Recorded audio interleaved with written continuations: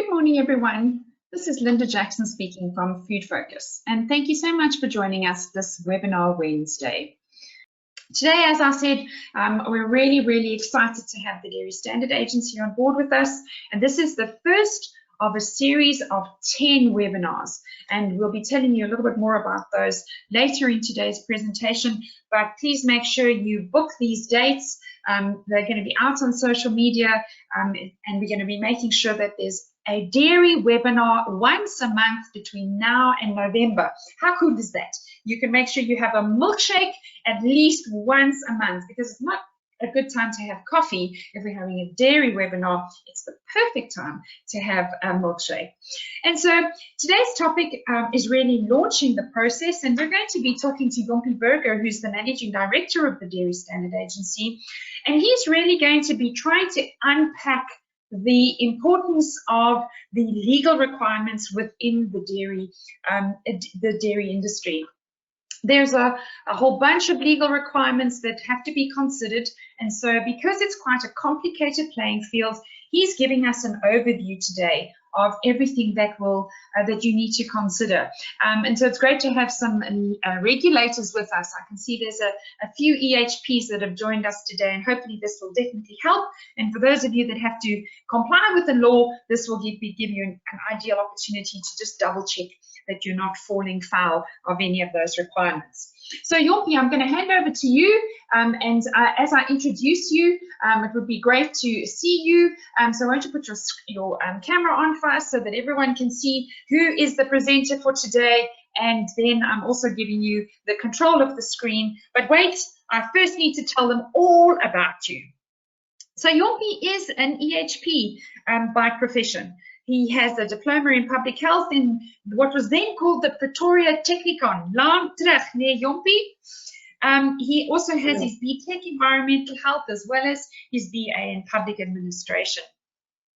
He was Assistant Head of Health Services at the City Council of Springs, and he then decided that it was time for a bit of a change. And I remember us having that cup of coffee, Jompie, where you decided that it was time to move into food safety management systems. He ended his career at local authority in 1999, where he then became involved in product development. He even had his stint at an artisanal cheese factory. He owned it.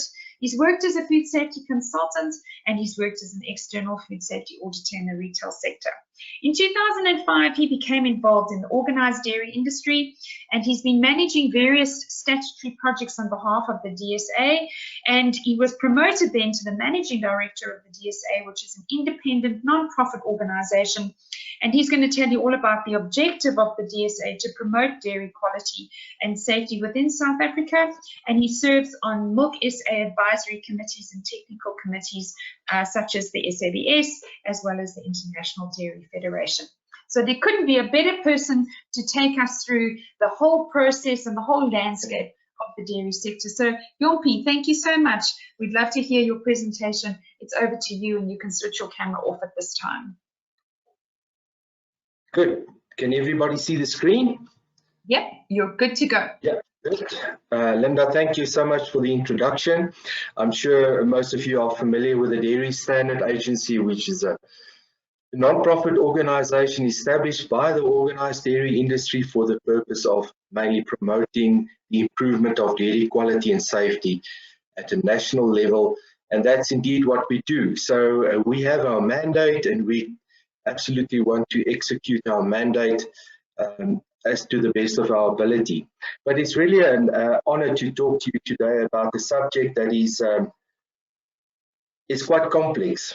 You know, the understanding of the complexities of the dairy regulatory landscape. Now, this is not new. I think for most of all of us, it remains a challenge, because there are always variables within the dairy regulatory landscape and things that need to address. Why? Because we deal with issues such as technological development, R&D, and surely the environment is not always a constant. So it is a challenge, but it's also a nice challenge, because it's important for us at the national, international dispensation to really make sure that dairy stays on top as a very nutritional and healthy product. But what is it really that we want? What are our expectations from regulation? Now, you know, if I say regulation, it really means that there is a law, there's an act, and there's obviously the regulations that must ensure that the act comes to its full right. So I would say that I'm really making now normative statements as a start so that we can really see what is the premise that we move from. Now, I think it's really important that an effective regulatory system, and that's what we want, should be sensitive to the needs of the industry in adopting and implementing policies that reduce regulations. We don't want more regulation, we want effective regulation. And there's always this threat of over-regulation. Why would there be this threat? Many reasons that I can think of, but I think the most important one is that if industry does not act or react in a responsible manner, there's always the likelihood from the regulator to write new regulation to discipline the industry. And that's not what we want. That's not what we're talking about. Industry should be in a position to live out the issue of making good dairy products, but also sustain proper and strong norm and value systems that makes the absolute thing of over-regulation unnecessary. So let us get that straight. Over-regulation should not take place as a result of industry not doing what they're supposed to be doing. So in other words, we want our industry to be responsible and accountable. But the other thing that we want to see from effective regulation is also the issue of cost. There's no sense in writing regulations that is such a cost burden on industry that we cannot sustain ourselves at the end of the day. And now we're talking not only about the big corporates. Remember, there are many people in our dairy value chain that tries to make a living, and that's a fact. So if we come up with systems of regulation that is, causes a heavy burden, that is not going to work as well in the long term.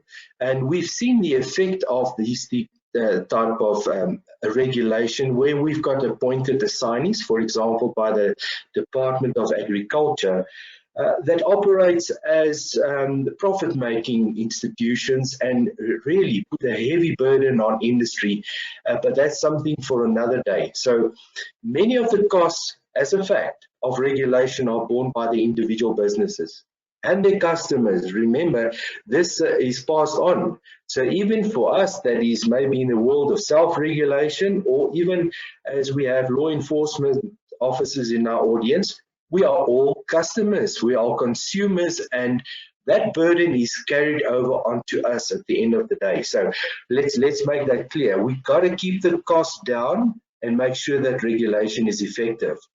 And then obviously we have to maintain objectivity and accountability with respect to those that's regulated. So we need that fine balance, and it's not always easy, but that is a work and it's a continuous effort that we have to keep up. Now, we cannot get past this thing, and I think there has been so many attempts to deal with the issue of fragmented legislation in our country. I don't think it's ever going to change in our lifespan. These regulations are multidimensional, and it's a demanding task because of these regulations fall within different departments. Yes, some of them relate to animal feed, animal health. Remember, we're talking about the entire dairy value chain. We deal with issues of environment, milking parlors, transportation of milk, the issue of product composition during manufacturing and raw milk entering into the factory environment, food safety, processing plants, the whole toot is on the list, governed by different authorities.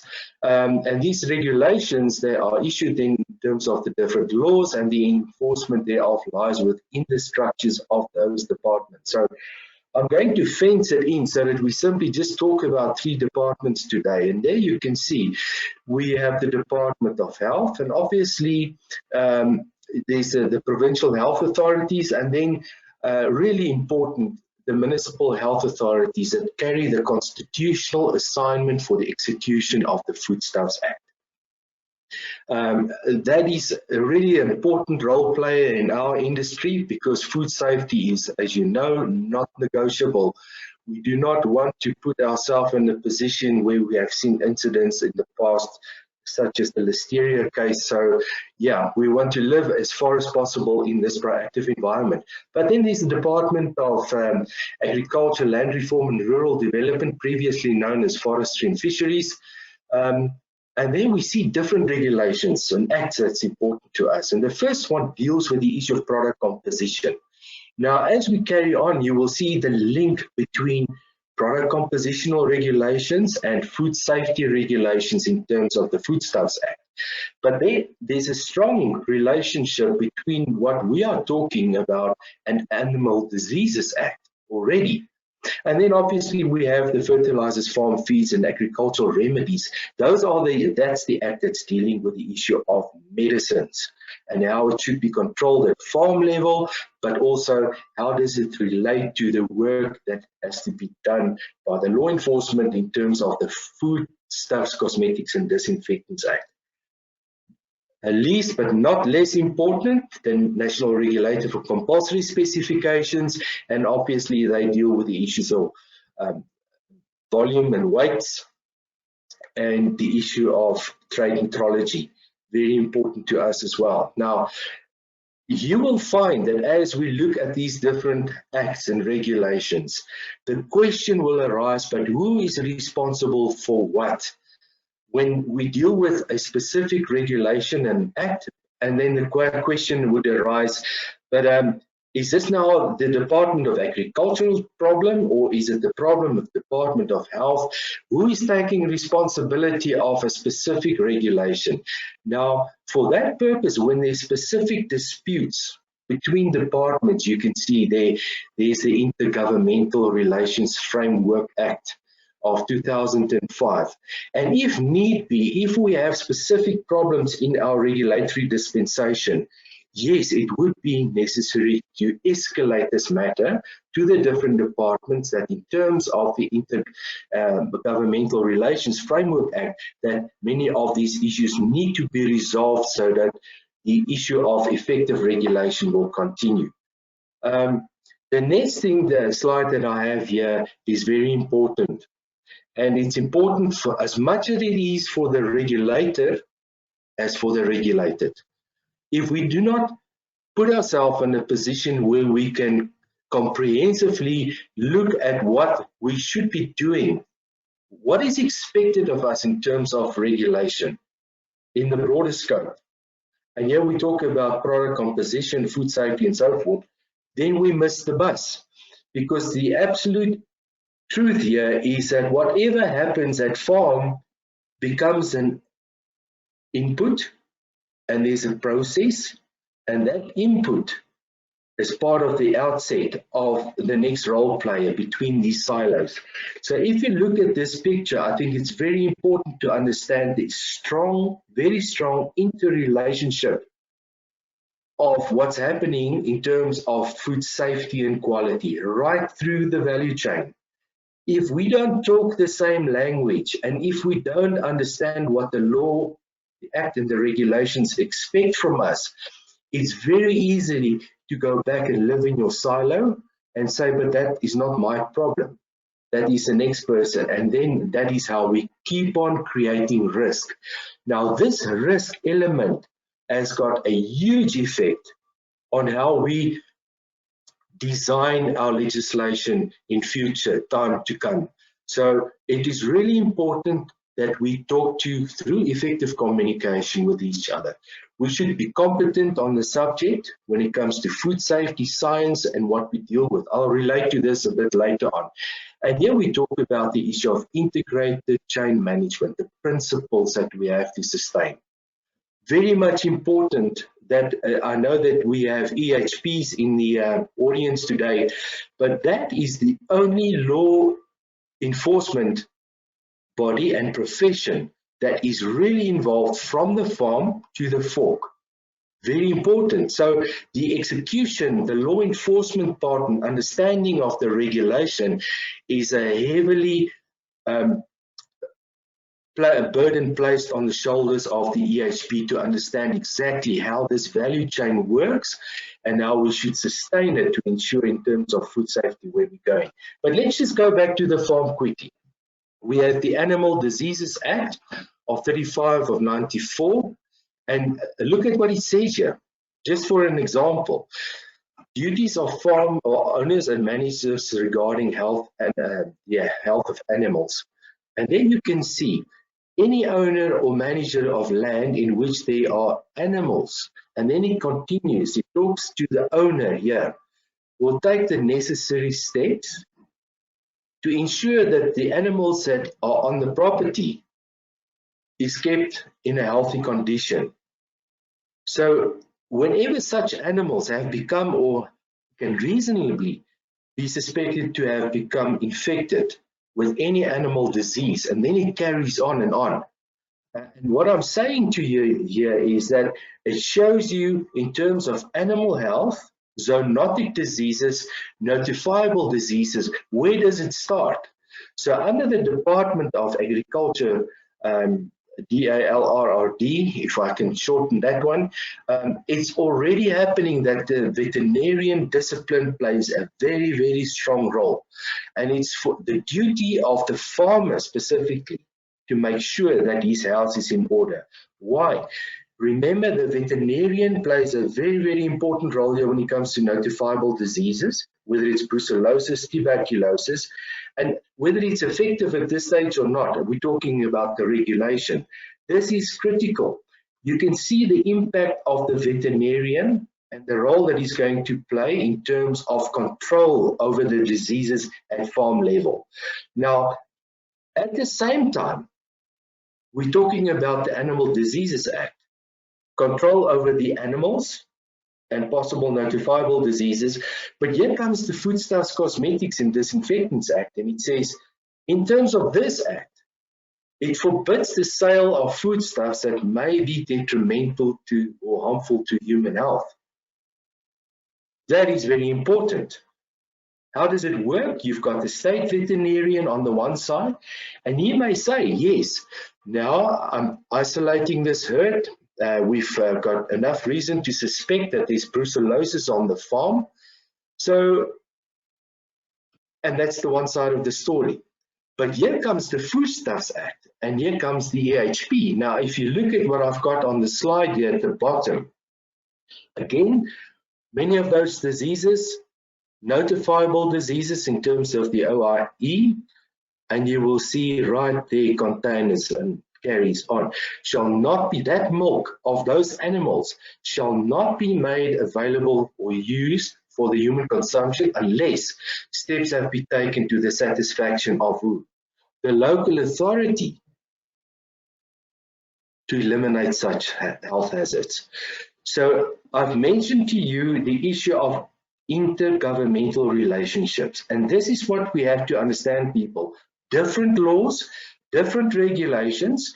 The state veterinarian has got a function at the farm to execute the regulation, but here comes the environmental health practitioner already. He says that milk from that farm of which the animals suffer from a notifiable disease will not be made available for sale.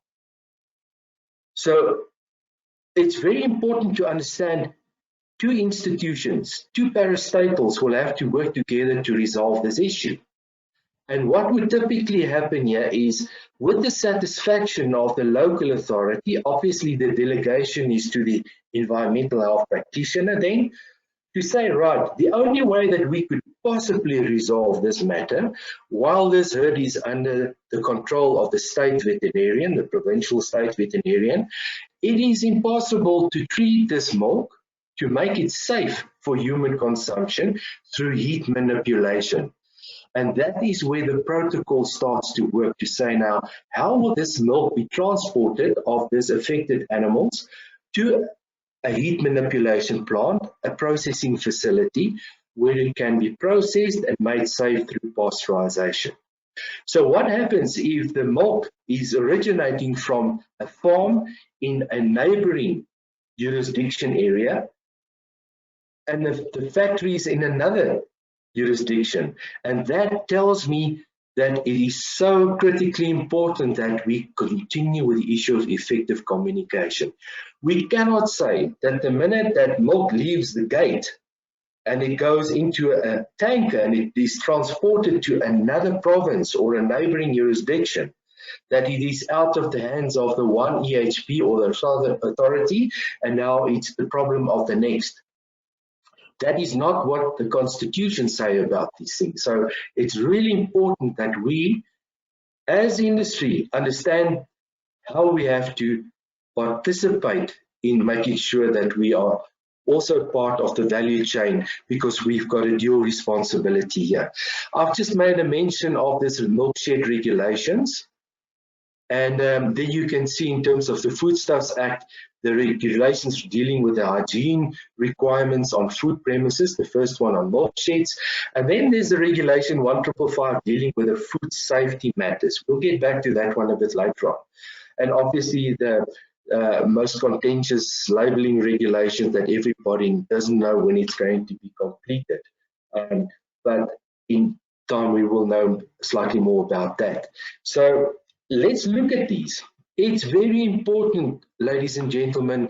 We've talked about the farmer, the condition of the animals, but now we just look at the condition of the milk shed and the requirements. I'm not going to elaborate too much, time does not allow, but there should be clear understanding between the farmer himself and the environmental health practitioners, that what does the regulation actually stipulate in terms of what is permissible and not.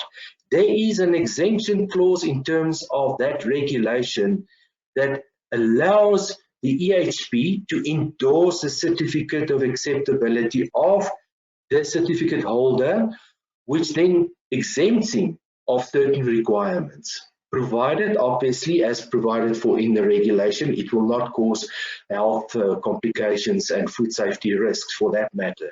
So the enforcement of the regulation is not so casted in cement that it cannot be worked, because there's an element of risk base that need to be looked at.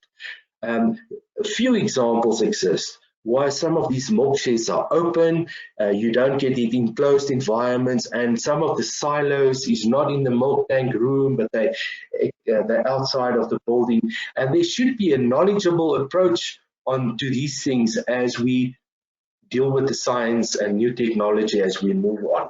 Now, I'm still sticking on this issue of from the farm and the issue of certificates of acceptability. I'm just talking about relevant challenges at this moment in time. We have noted that in certain provinces, the EHPs use the regulations 638, that is relating to the processing facility, that when that certificate of acceptability is issued, it will also then include the tankers of that business, which indeed is not the truth. It's a total misinterpretation of what the law is expecting. So yes, what is required is that the tanker should be dealt with in terms of the regulation 961. It's ultra vires to expect the farmer or the business to also get COAs on the tankers. That is not what the law is stating. So in other words, if you issue a certificate of acceptability on a tanker, you're contravening the law, because there's no specific provision for that.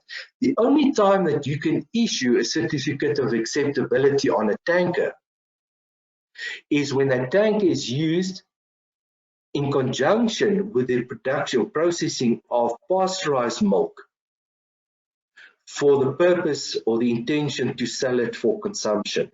That's a different story.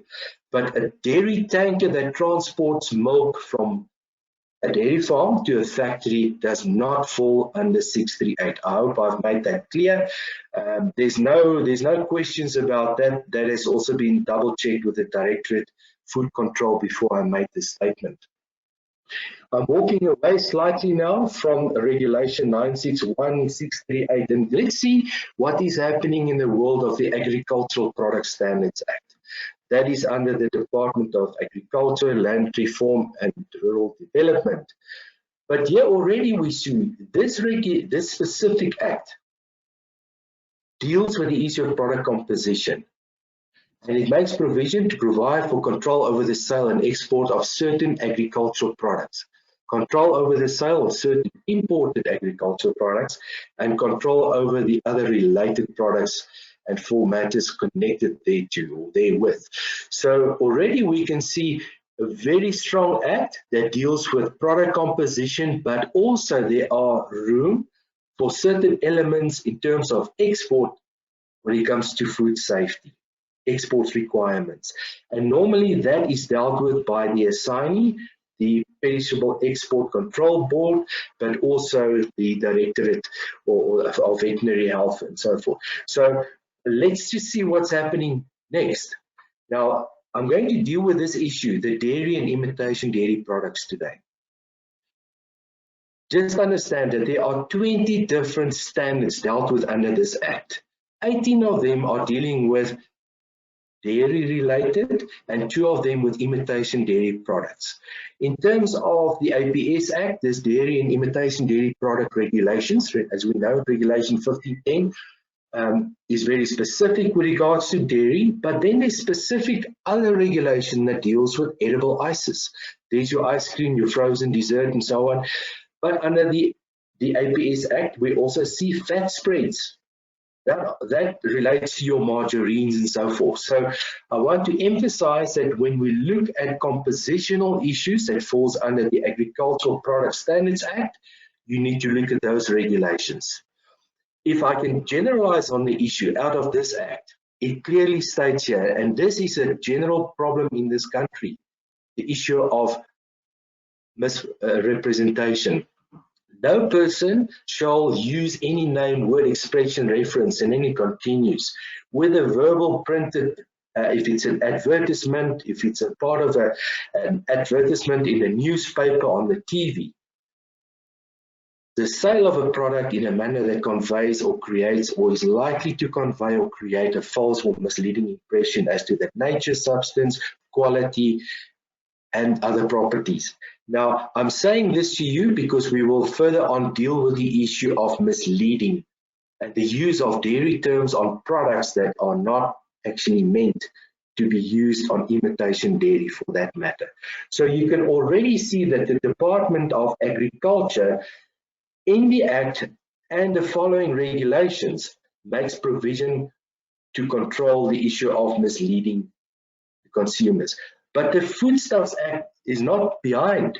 It also states in the Act, as part of the basic objectives of the Act, it is illegal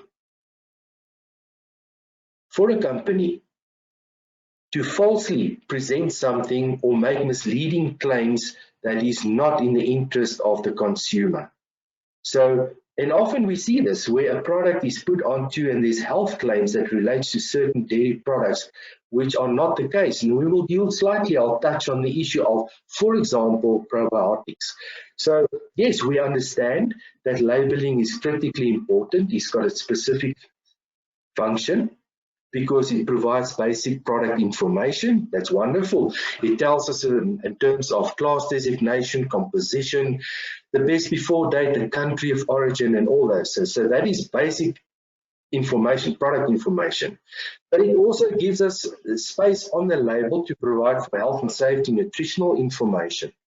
And these things are governed when we talk about health and safety nutrition in terms of health regulation, the Foodstuffs regulation, not agriculture, the Foodstuffs. When you talk about composition, it deals with the issues under the APS Act, for example. So yes, it's a vehicle for marketing, and there are room, or is room for specific information and claims. But we should understand, ladies and gentlemen, as we move closer, you cannot deal with the label of a product and just simply look at food safety requirements. You've got to look at the Foodstuffs, Cosmetics and Disinfectants Act. You have to look at the APS Act, but also you have to look at legal metrology, trade metrology for that fact, in terms of weights and measures. And this package will cause you to either comply as a whole, or you will be not in compliance.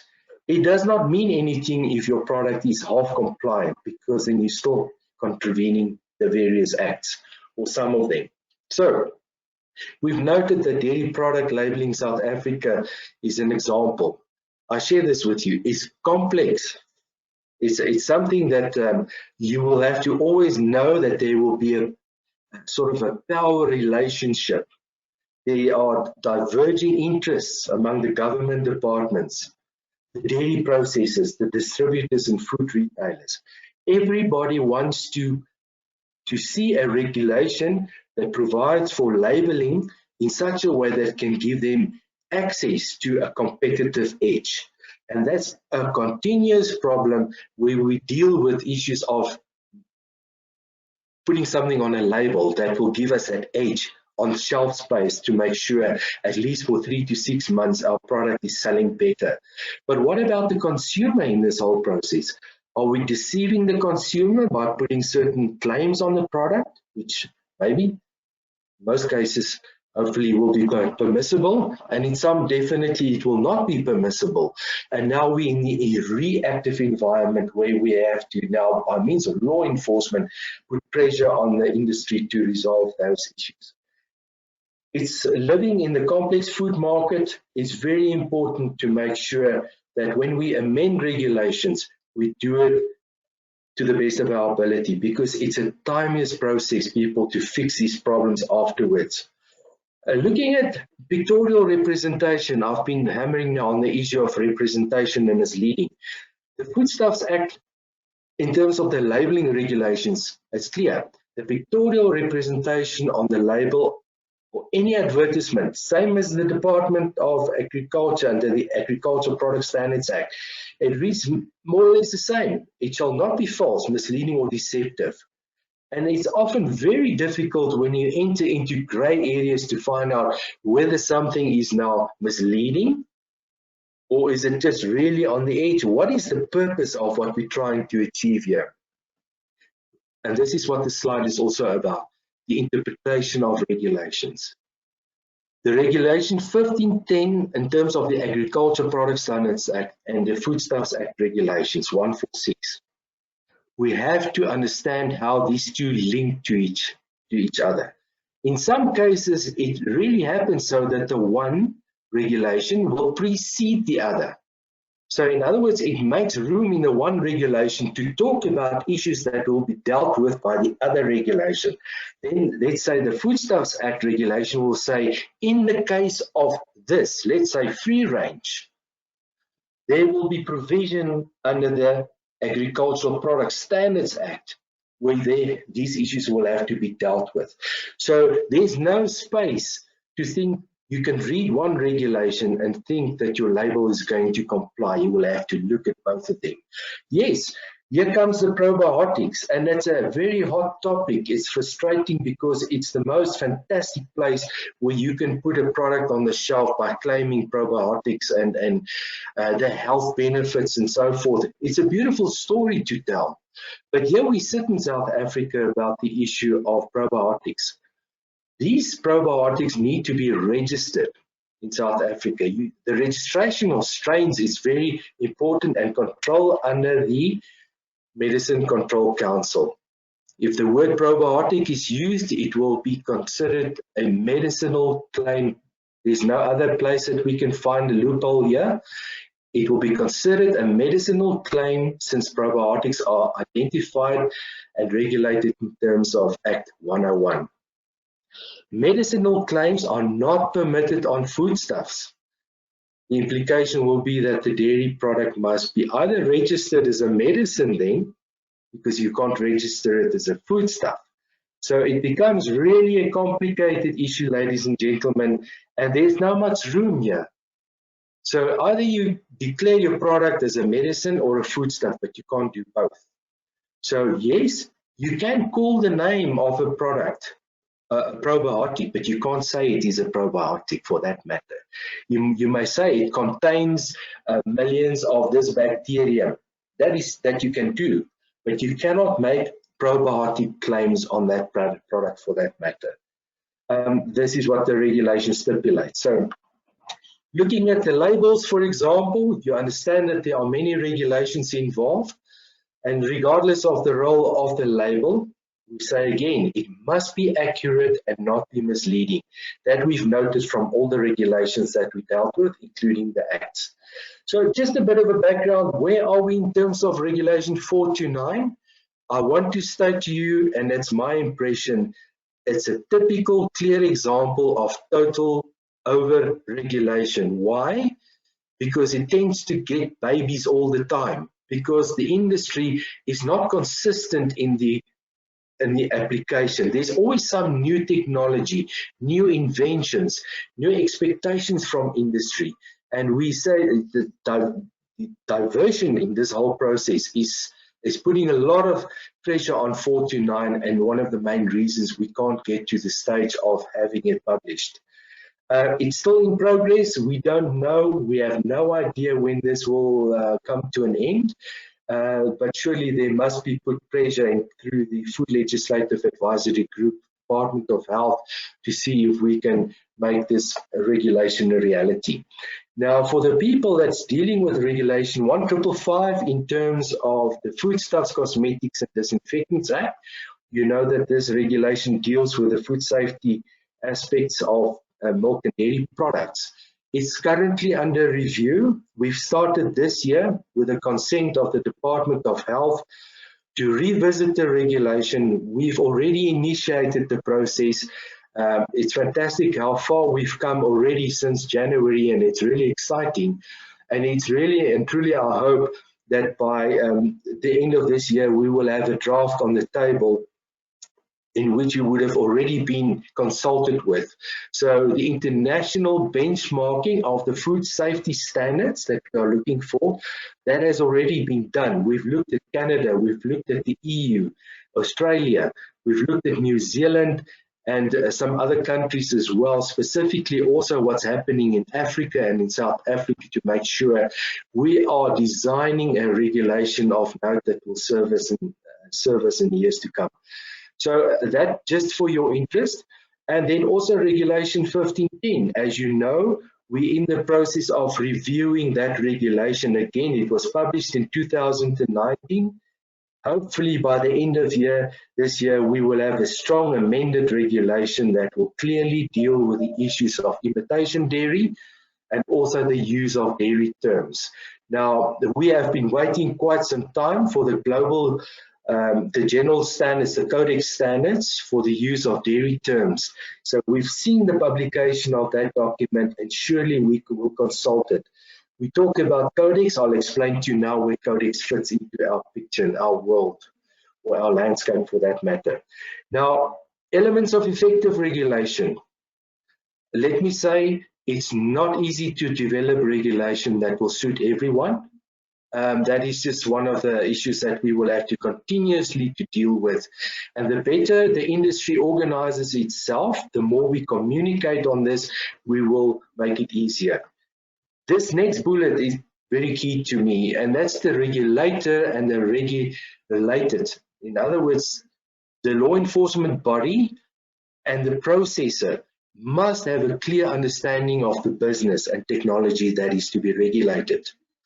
That's the problem, because if we don't do that, we find ourselves that we are writing things into regulation that is not so relevant.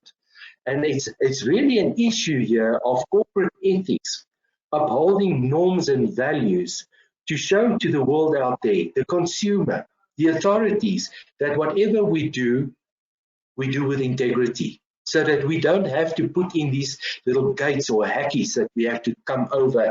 In case you are going to do that, then you will have to cross this bridge. And that is so unnecessary if we deal with our regulation and deal as companies and individuals with integrity. Now, dairy nutrition, as you know, I'm not going to expand about on this issue, and composition is highly technical. It's complex, and you need absolute experts and competent people that's dealing with this issue. Talking about the issue of drafting or amending national regulations. Ladies and gentlemen, I've just mentioned to you that this is complex. Indeed it is. It's not always easy, and it's a costly affair for the government to get onto this whole thing of amendment or publish even new regulations. So in our world, we have to understand there are steps that has to be followed, or have to be followed for that matter.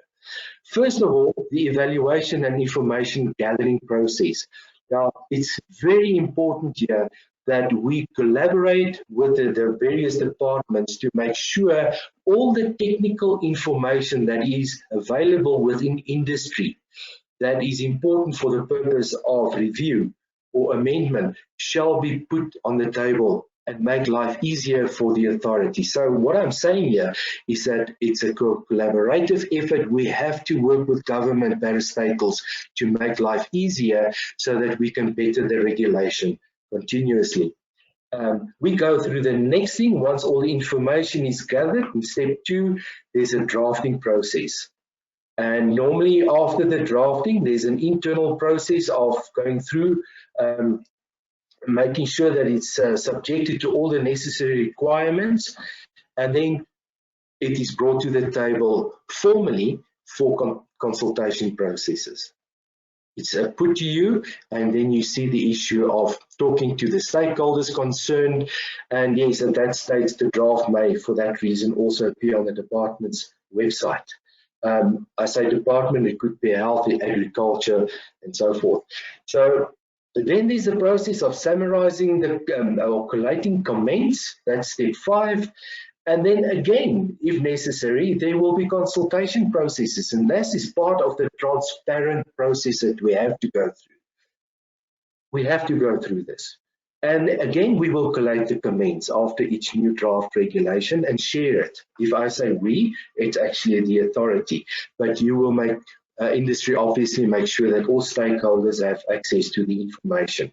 And now at this stage, it's now really a bit of a ripened process, and we look at the World Trade Organization process. It's part and parcel of the makeup of this whole ordeal. There will be a written submission to obtain the approval from the Director General for notification to the World Trade Organization.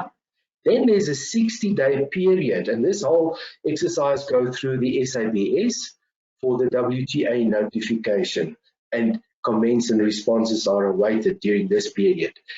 If there are substantial comments received, obviously we will have to go back to the drawing board and see whether it's necessary for us to revisit our regulation whilst it is in the draft format. Okay, now South Africa is a member of the World Trade Organization, which is the central body, government body, including the SABS. The SABS is crucial in this whole process as it's the governmental standardizing body.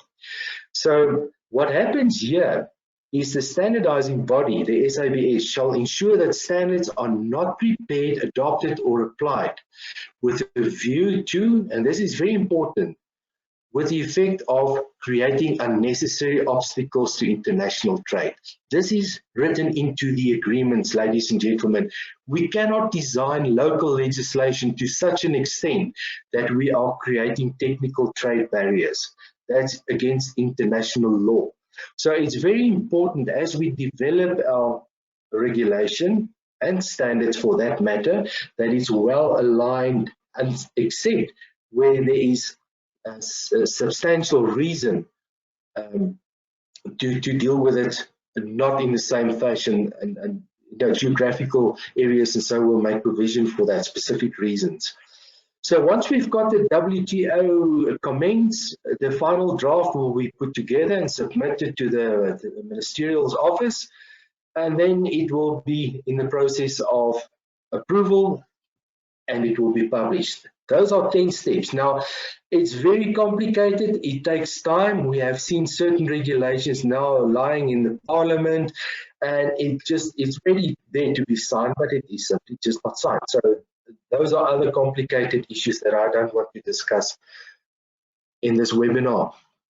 I've mentioned to you the role of the Codex. Now, for those that who don't know, the purpose of the Codex Alimentarius, the food code, well, it's been established in '63 already by the FAO, and what it is involved in is to develop harmonized international food standards. which protect consumer health and promote fair practices in food trade. Remember, we're a member of the World Trade Organization, because now this already takes us to where the FAO is now also in this whole dispensation.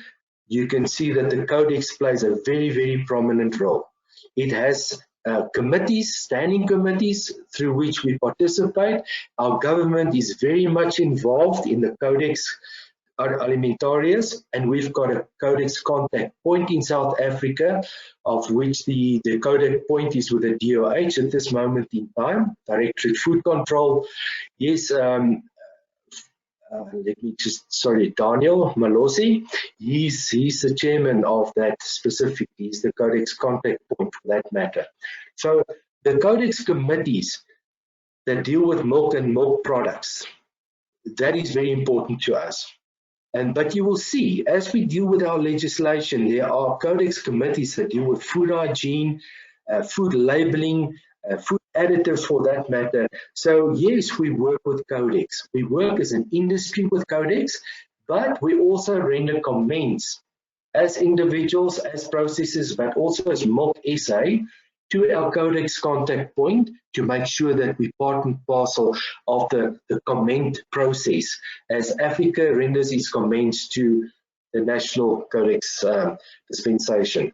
Here comes the WTO and Codex. Remember what we said, the WTO sanitary phytosanitary agreement states that to harmonize sanitary and phytosanitary measures on as wide as possible basis. Members shall base their sanitary and phytosanitary measures on international standards, and basically reiterate what I've just said. So we have to take in consideration when we write regulation at national level and what Codex is stating. And that is what we do. There's this international philosophy to harmonize ourselves, but it's also provision in international law for that matter. Now, in the dairy dispensation, we have the International Dairy Federation. The IDF is the platform for international dairy sector to discuss standards of international importance for international trade and to achieve consensus on a common approach to issues discussed in Codex.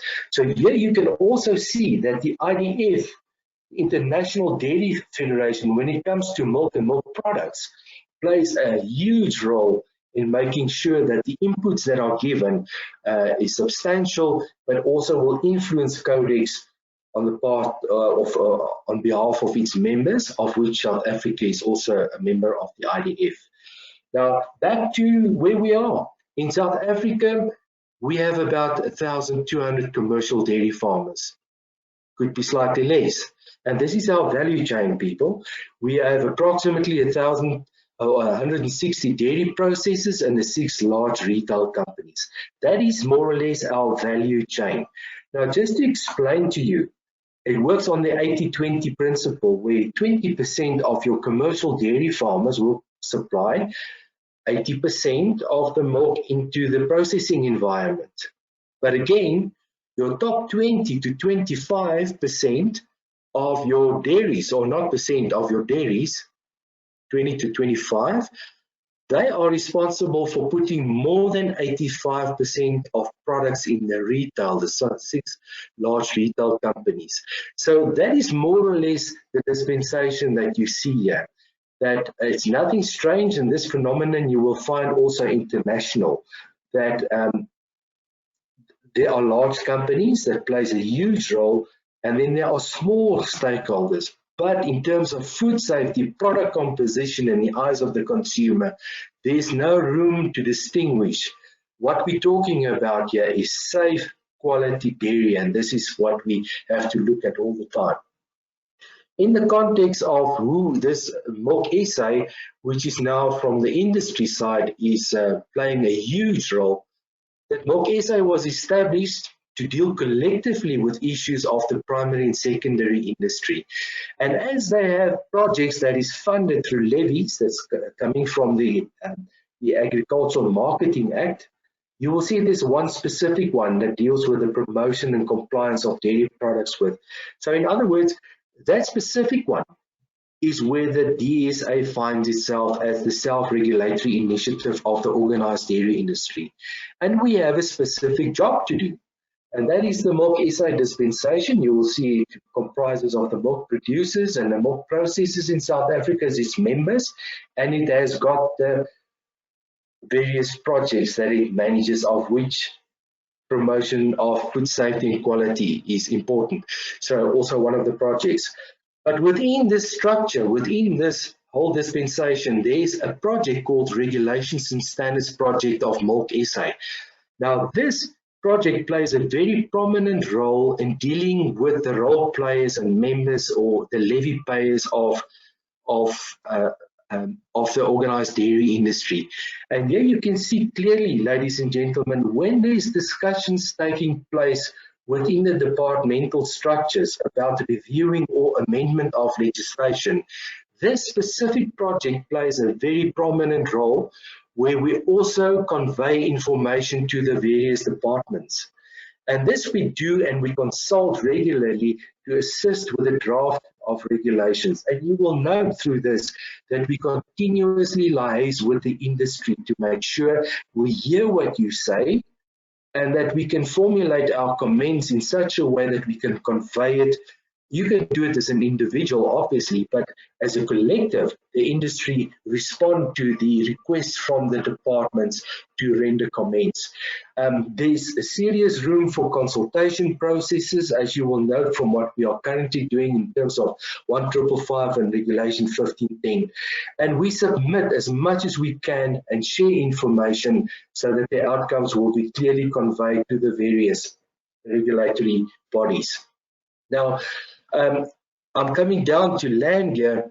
I've just wanted to show you that it's really complex, and it's hard work to make sure that we do our utmost best to get the best regulation on the table for our industry as well, obviously for the regulator as well, to smooth the relationship between compliance by the industry and the regulator.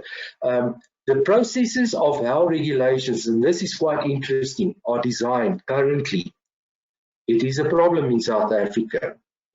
And how to improve the regulation and to make them smarter. We spend a lot of time on this, ladies and gentlemen. We have given a lot of attention to this, and we are very good at it, I think, at the end of the day. Given considerably more study than the regulatory delivery mechanisms. In other words, what I'm saying to you is, we are so good in writing regulation that we find it sometimes difficult to understand how we're going to enforce this. And the question always arises, do we have the enforcement tools to make sure that all these regulations that we write are enforceable, or are enforced indeed through the structures and the infrastructure that we need?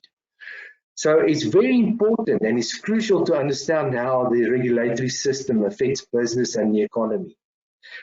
It's one thing to have fantastic regulation, but it's not a healthy thing if we don't enforce it. So yes, there are many discussions around the table that deal with the issue of a culture of compliance within industry. Yes, it is very important. I think it's a very unhealthy situation if we must rely on our law enforcement people to come and continuously make sure if our house is in order. I think that is not a healthy approach. It's not sustainable, because that you will find in an environment where there's an absolute reluctance to compliance, and that is not what the dairy industry wants. We want to prove to the world out there that we've got integrity. We can ensure that we're doing what is necessary to prove to the government structures that we are participating in this whole constitutional dispensation by doing what we're supposed to be doing. But law enforcement, yes, we want to see better law enforcement at the end of the day when it comes to inspection practices as well. If the law enforcement component is good, it can mean that improvements to design of regulations will better all the time. If it's not good, the regulations that are written will often fail to realize to their full benefit. That is a point that we have to accept. So we can write lovely regulation, But if there's no enforcement, it will not, the lovely regulation will not come to its full if it's neglected. Maybe it's time that we look at the reform of inspections and regulatory delivery. I think there's room for this. We have to perhaps look at compliance-based, compliance-focused, supportive and risk-based approaches that can lead to real and significant improvements for the dairy industry.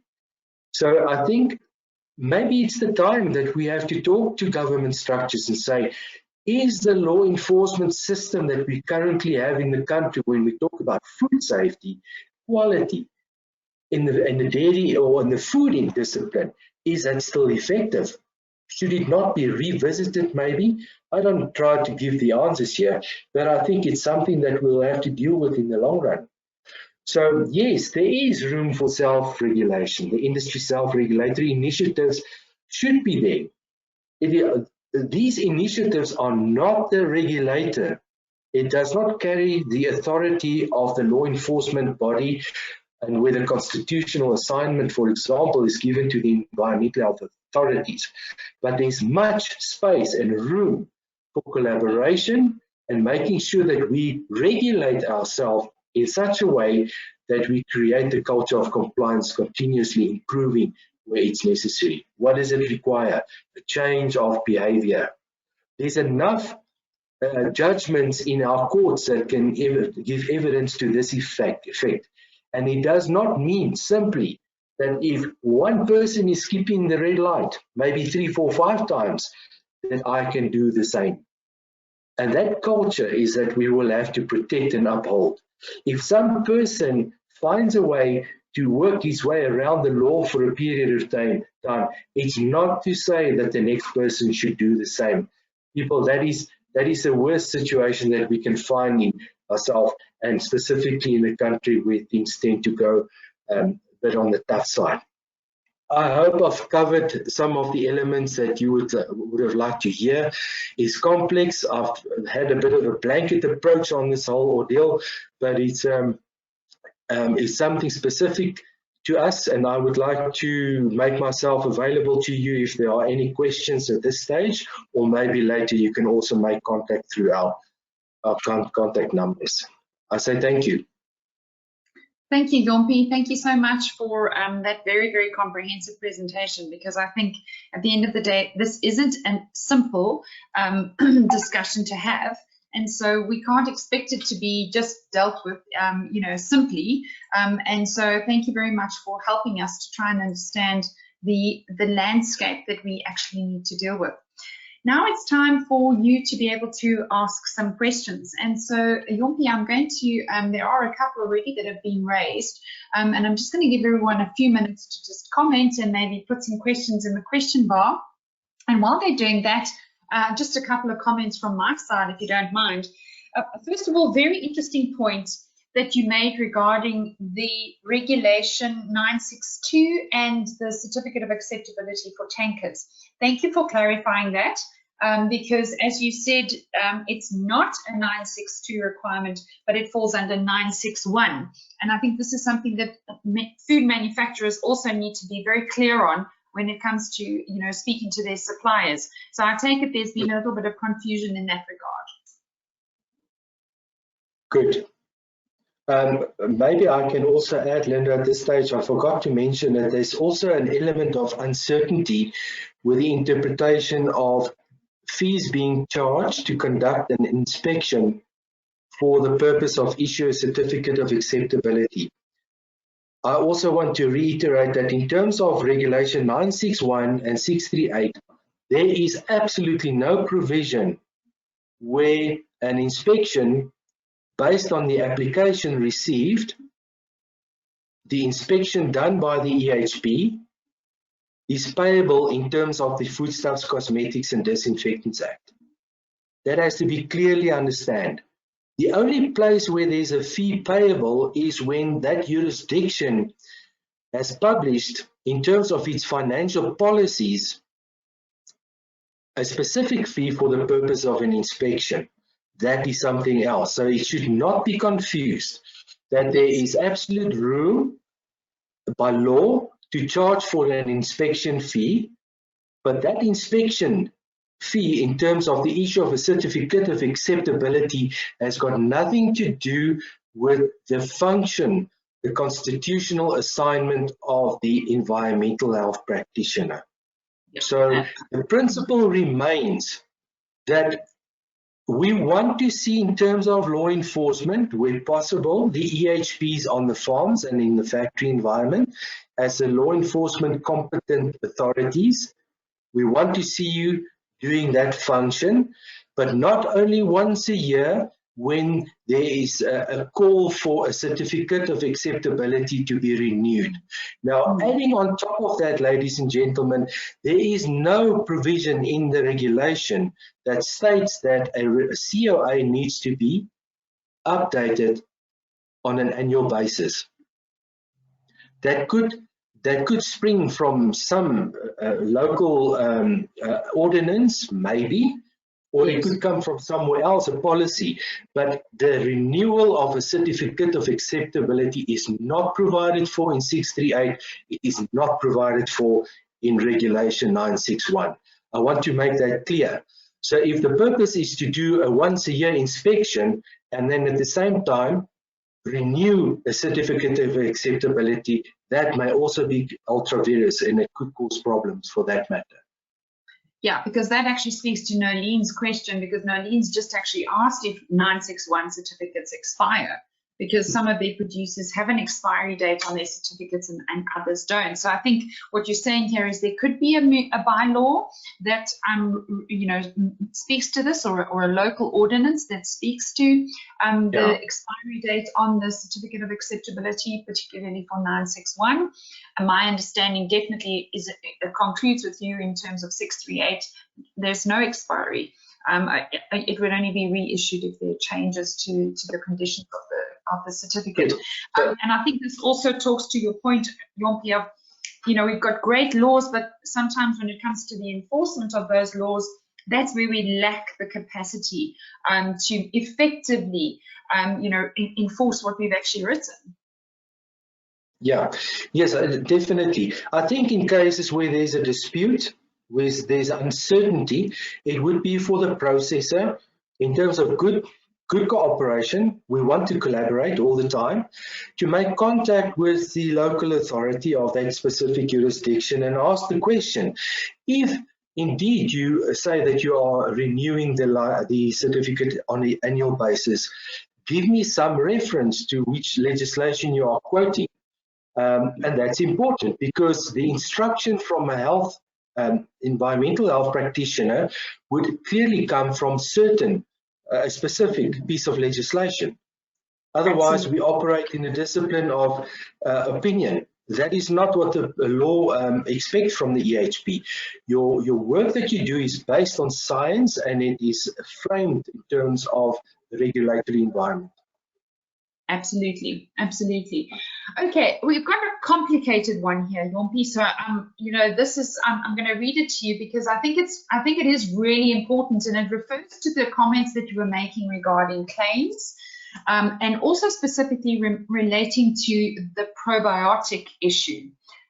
So I've got a question here from Michael, and Michael's asking, would a probiotic claim made on any foodstuff, not just dairy or imitation dairy, need to be considered as a medical claim? So, for example, at the moment, the term probiotic is used, when the term probiotic is used, then that product would need to be registered with SAFRA as a complementary medicine, or a health supplement, or a medication schedule, depending on the probiotic claim. We've got some products, for example, that are on the shelf where there's a bifidium claim, and what about products like kefir or kombucha, for that matter? Okay, let me say the application of that specific ruling is horizontal. In other words, it applies to all foodstuffs covered in terms of the Foodstuffs Cosmetics Act, and via the MCC. So yes. that is a fact. So I think in cases where there's and I'm quite trying to be pragmatic in this whole answer, is that in a case where there is uncertainty, I would say the right process to do is to write to the DOH. If you do not get a satisfactory answer, or if you do not get an answer, please pose your problem to this office. My colleague Jody will help you, or I will help you to get through on this issue, to say whether it's permissible or not, and what can be stated or not, if there are other reasons that needs to be, or factors that need to be included in the discussion. So I don't want to make a general rule except to what the law is stating at this moment.